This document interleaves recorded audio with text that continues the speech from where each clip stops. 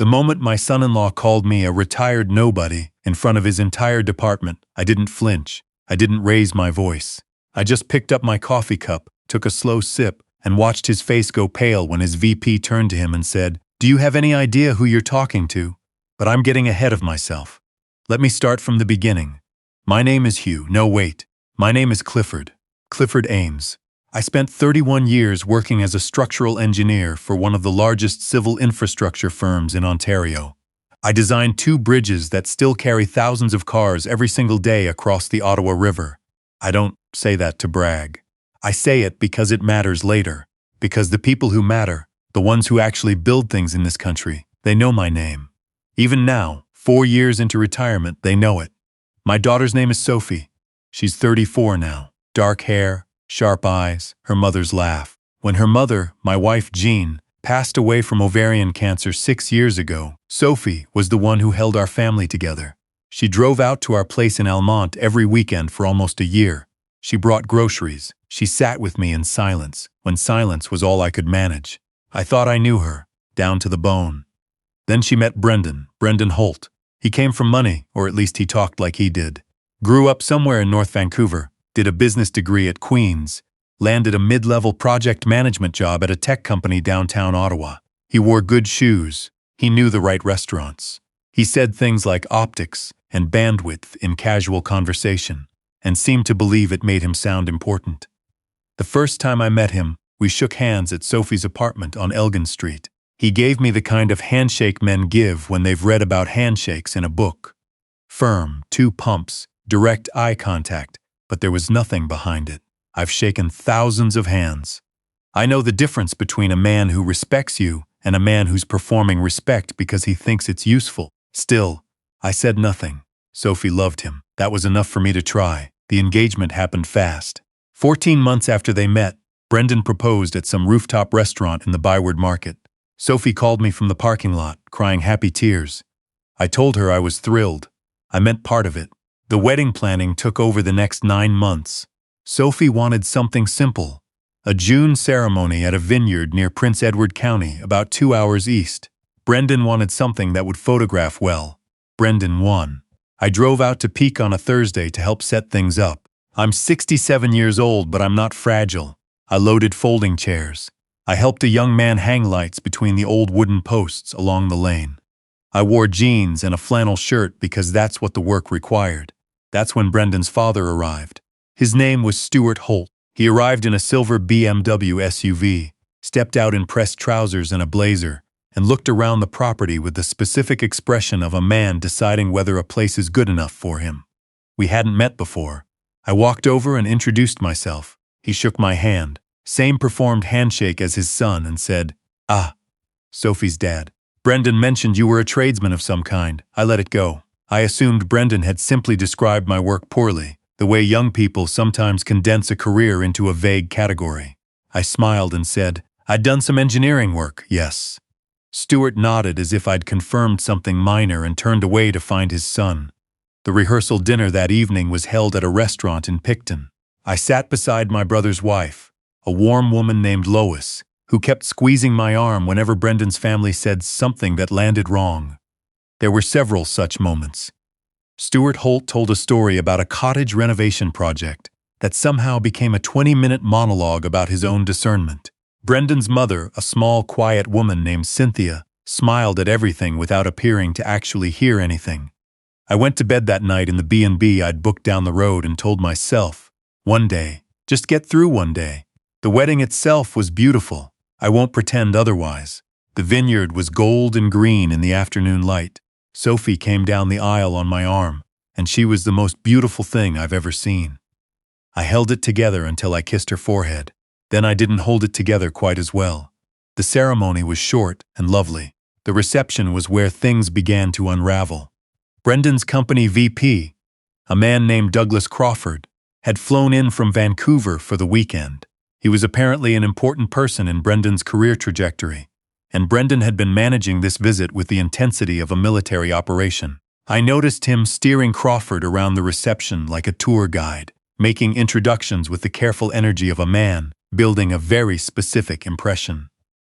I was standing near the bar with a glass of Ontario Riesling when Brendan appeared at my elbow with Crawford beside him. "Doug," Brendan said, in the warm, easy voice he used for people whose opinions counted to him. "This is Sophie's father."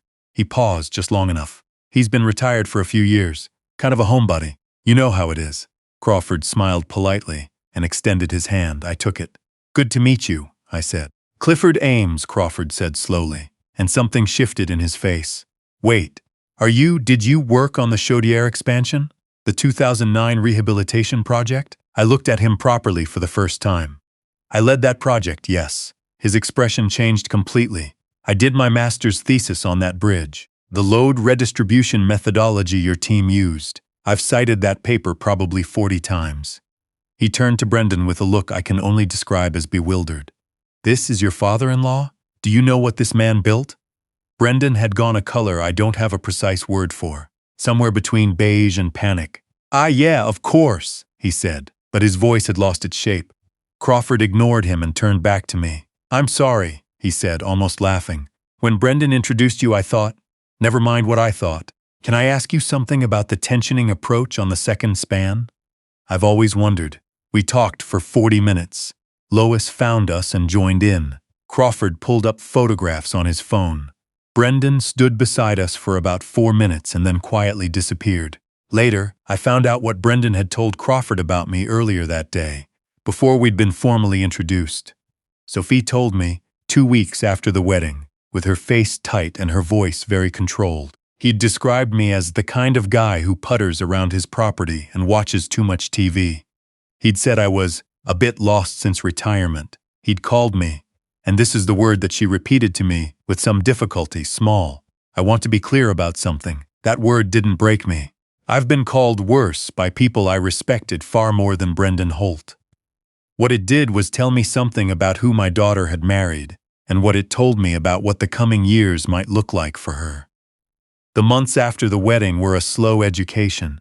I drove to Ottawa for dinners when I was invited, which became less frequent. When I was there, Brendan had a way of redirecting conversations, steering things away from my past, cutting off stories mid-sentence with a new subject, looking at his phone when I was speaking. He was never openly rude. He was something more sophisticated than rude. He was systematically diminishing. It's a particular skill, and I say that without admiration. Sophie, for her part, seemed to absorb his version of things gradually, the way water finds its level. She stopped asking about my old colleagues. She stopped mentioning my work even in passing. When I brought up the Engineering Society dinner I'd been invited to speak at, she changed the subject. I noticed. I didn't say anything. Not yet. What changed my approach was a phone call from my old colleague Raymond. He'd heard through mutual circles. The engineering world in Ontario is smaller than people think. That Brendan had been describing me to his professional contacts as a bit of a liability. Raymond wasn't sure exactly what that meant, but the phrase had reached him, and he thought I should know. I thanked him. I sat in my kitchen in Almonte for a long time after that call. Outside the window, the snow was coming in off the fields, the way it does in January in the Ottawa Valley, sideways and determined. I thought about Jean. I thought about what she would say. She was a quieter person than me, a librarian, a reader, a woman who solved problems slowly and thoroughly. She used to tell me that the most powerful thing a person could do was simply know something that someone else had underestimated. "Wait," she'd say. "Let the situation do the work." So I waited. What I did during those months wasn't dramatic. I made phone calls. I had lunches. I attended the Engineering Society events I was invited to. I kept my hand in, as they say, stayed connected to the world I'd built over 3 decades. I didn't do any of this with a plan, exactly. I did it because it was my life, and I wasn't going to shrink it to fit Brendan Holt's version of me. The situation I'd been waiting for arrived on a Thursday afternoon in March. Brendan had been up for a significant promotion, a senior director role that would have meant more money and a move to the Vancouver office. He'd been building toward it for 2 years.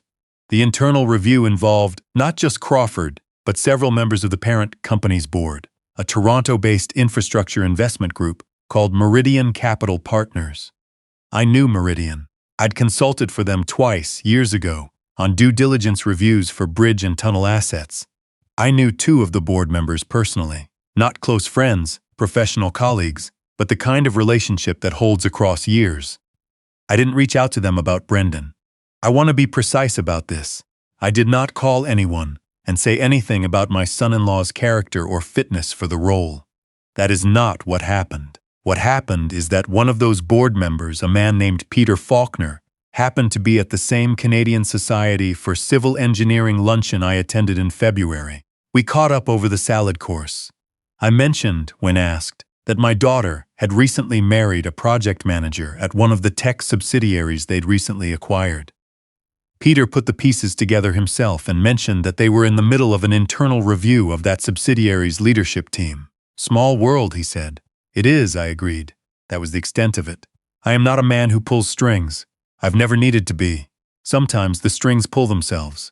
Brendan didn't get the promotion. I found this out from Sophie, who called me on a Sunday afternoon sounding tired. Brendan was upset. The decision had come with some feedback about leadership readiness and stakeholder trust. Brendan had apparently spent the weekend trying to figure out where things had gone wrong. Sophie didn't ask me if I knew anything about it. I didn't volunteer information I didn't have. What I did was listen, and then I said, "Sophie, can I ask you something?" She said yes. I said, "Are you happy?" There was a long pause, long enough that I heard her take a breath and let it out slowly. "I don't know," she said. That was the beginning of a different conversation. Not that day. It took several more months, and one very difficult Christmas, and eventually a phone call at 2 a.m, when Sophie drove herself to her friend's apartment and called me from the car. But that Sunday in March was where it started.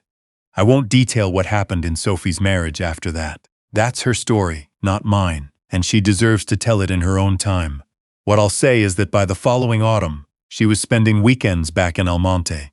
By winter, she'd hired a lawyer. By the following April, 14 months after that Sunday phone call, she was sitting at my kitchen table, drinking tea, laughing at something on the radio. The laugh sounded like her mother. Brendan, for his part, did not recover as gracefully. The promotion that went to someone else was followed by a restructuring that eliminated his position entirely. Last I heard, and I did not go looking for this information, it came to me, he'd moved back to Vancouver and was doing contract work. I don't feel triumphant about that. I want to be honest. I don't. He's a young man who made the mistake of believing that dismissing people was the same as being superior to them. That's a lesson life teaches eventually, and it doesn't require my help. What I do feel, the thing I sit with in the evenings, when the light comes long across the fields and I'm out on the back porch with a cup of coffee, is something closer to relief. Not relief that things went badly for Brendan. Relief that Sophie found her way back. Relief that I didn't say the things I could have said, didn't push, didn't pull. Relief that I trusted Jean's advice across the years, even after she wasn't here to give it. Wait, she used to say. Let the situation do the work. Sophie came out last weekend with her friend, and we took the canoe out on the Mississippi River. The one that runs through here, the smaller Ontario one, not the American version. The water was cold and clear, and the maples along the bank were just starting to turn. Sophie paddled in the bow and I paddled in the stern, the way we used to when she was a teenager. She didn't say much. Neither did I. There's a particular quality to silence between people who know each other well. It doesn't need filling. At some point, she turned around in the canoe and looked at me. "Dad," she said, "I'm sorry it took me so long." I looked at my daughter, her dark eyes, her mother's face, the October light on the water, and I said the only true thing there was to say. "You're here now. That's all that matters."